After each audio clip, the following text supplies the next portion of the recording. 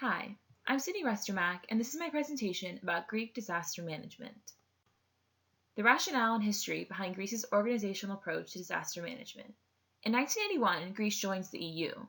This included them into an international network of cooperation for events such as disasters. Then, in 1987, the founding of the Europa Major Hazards Agreement occurred, which acted as a platform for cooperation between European and Southern Mediterranean countries in the field of major natural and technological disasters. In 2003, Xenocrates was established, which establishes the general guidelines for emergency planning in Greece, which then, in 2004, this was expanded. The implementation pattern. Greece can best be described as a confused implementation pattern.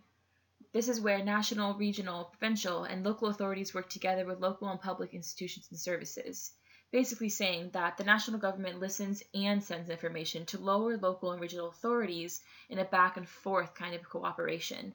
This creates a confused pattern organization. There are advantages and disadvantages to this kind of organization.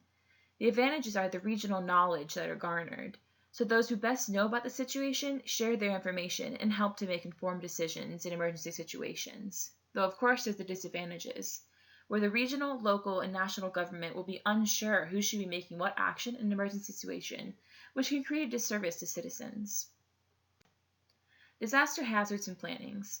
There are a multitude of disasters in Greece, which include floods, earthquakes, landslides, forest fires, multi-hazard situations, industrial hazards, nuclear, contaminated lands, volcanoes, and maritime pollution.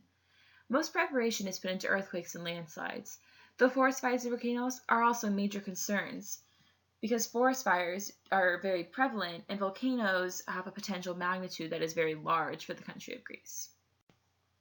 Participants in Greece's disaster management.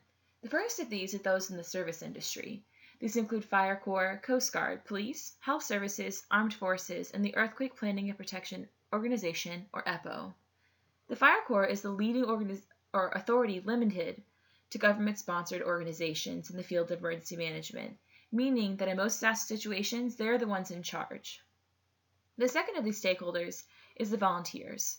There are over 200 volunteer organizations who aid in the prevention and response to disasters and emergencies, and they aid in large events rather than small localized events.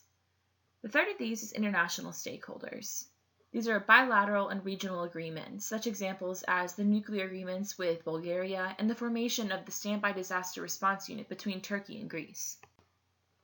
Potential obstacles to effective disaster management. The first of these is the funding and monetary issues associated with Greece. There's a quote saying that recession has reached proportions that can only be compared to the consequences of major warfare or of the 1930s Great Depression. This has led to a lowered emergency prevention and response budget, which affects the overall outcomes of the agency and its services to the citizens of Greece.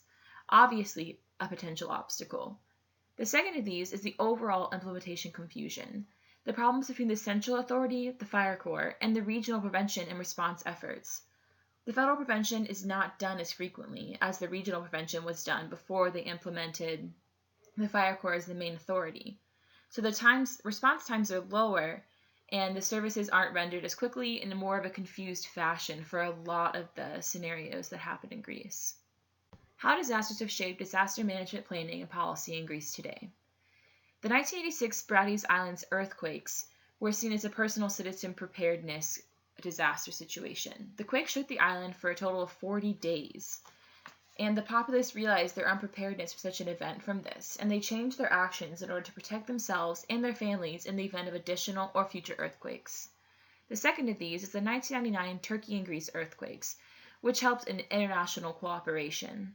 These earthquakes killed more than 20,000 people between the two countries, and Turkey and Greece aided each other in returning their countries to normalcy.